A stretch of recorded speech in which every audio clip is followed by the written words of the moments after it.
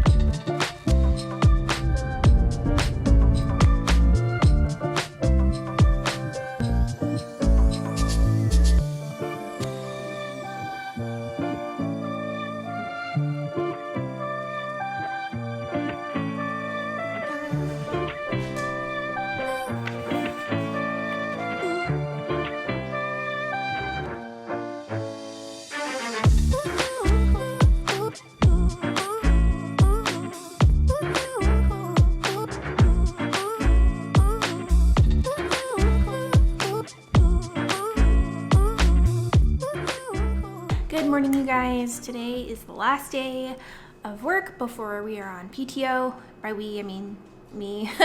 Well, me and Alex. Alex and me.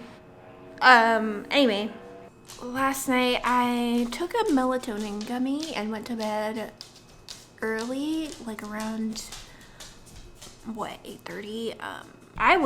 That thing really, I'm glad I didn't take two, because it probably would have been hard for me to get up this morning, but I got up a little before 6, so I was like, let me attempt to be responsible tonight, because I'm like, oh, well, staying up late doesn't make it easy to wake up early, so let me try. The only thing that sucks about it is that I was home for an hour, 30 minutes before it was time for bed, I didn't get home till a little after 7, and I crawled into bed at around 8:15. So that's hardly any time. I got some stuff done, but nothing complete. And we have a busy day today. Actually, I have a meeting at 9. So since my coworker is leaving, it's I now have all these weekly meetings on my calendar, which is fine. I mean, I like having meetings because it fills up my time. It's just a little nerve-wracking because I don't know, I just feel like I still have so much to learn, and I feel but I'm not gonna get better unless I do stuff, right? So anyway, I have a webinar that I need to record at 11 a.m. and then we have our farewell lunch for the coworker who's leaving. I reserved an hour and a half for that, so that's from 12 to 1:30. And then I have about an hour and a half before our quarterly company meeting at 3, and that's from 3 to 5. So, and I technically only need to work 7 hours today before I'll be at 40, because I get 8 hours of PTO Thursday and Friday. So, and I worked an extra hour and a half yesterday, but I only worked 7.5 hours on Monday, I think. So I won't be able to stop by the house after work because I need to be at the location where we have midweek at 6 p.m. because I have discipling time. It's kind of last minute. If you don't know what discipling time is, it's discipling time, aka D time, is basically just time that you specifically set aside for spiritual mentoring. So there's that. I have that at 6, and then so I need to pack the car with all of the midweek stuff.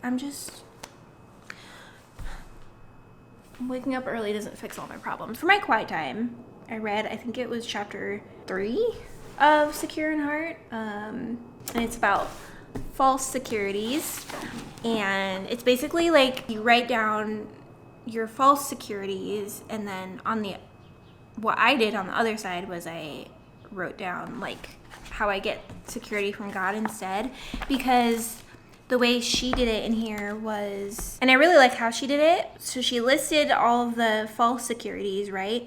And then at the end of each, she put a section for the impact of this false security on our view of God. And then she put a little bit right after that. Here's the truth of it, right? She didn't list any scriptures, which is another thing, at least not for all of them that I can see. But for my insecurities / false securities, I wrote down that the biggest one for sure is perfectionism. And here's what she said for that, which I guess varies from person to person, but what she wrote was, God's affection for me comes and goes in direct proportion to my ability to meet his standards. His goodness is based on my goodness. Therefore, I can only trust his goodness as much as I trust my own. Under that, she put the truth. True security isn't found in perfectionism, performance, or in my own goodness. Knowing God and his goodness allows me to let go of the false illusion of perfectionism and accept my weakness, confident that his strength and grace are enough to make me truly perfect in his eyes. So I wrote down, his strength and grace are enough to make me perfect in his eyes through Jesus. And I need to think about this more, because so I did this little table, right? And then underneath it, I was gonna write practicals, because I'm okay, all this is great, oh yeah, his strength and grace are enough, but what do I do about it? I need to-dos. I need action steps. I can't just say this and then pretend I believe it or something. I know I should, but I need more than just words, if that makes sense. Not as in like the word of God, but as in like I need more than you just telling me. But real quick, I'll go over the other ones. The other false securities that I wrote down are self-reliance / self-protection. And then I also wrote down approval, which kind of overlaps with perfectionism a bit, and I wrote down Jesus was perfect, and as his student, his follower, his imitator, I should strive to be the same. So of course I expect myself to be perfect.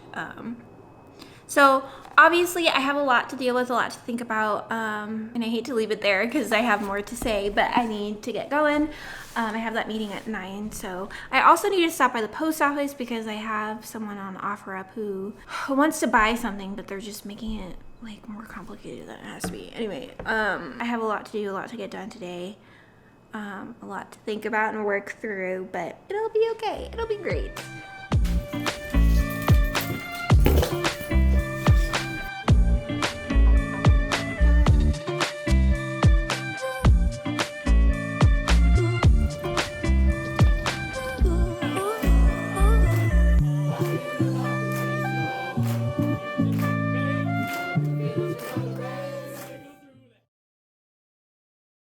Hey, so sorry that ended kind of abruptly. It was, I don't want to say it was a hot mess afterwards, but I just prioritized other things. So, I'm going to end the vlog here. I will have all the family reunion stuff in the next video for you guys. But I think that should do it for this video. So if you made it this far, leave a flower emoji down in the comments below, any kind of flower. If it's a rose, a tulip. There should be more than one flower emoji. But leave your favorite one down in the comments below. Thank you so much for watching, and I will see you guys in the next video. Bye.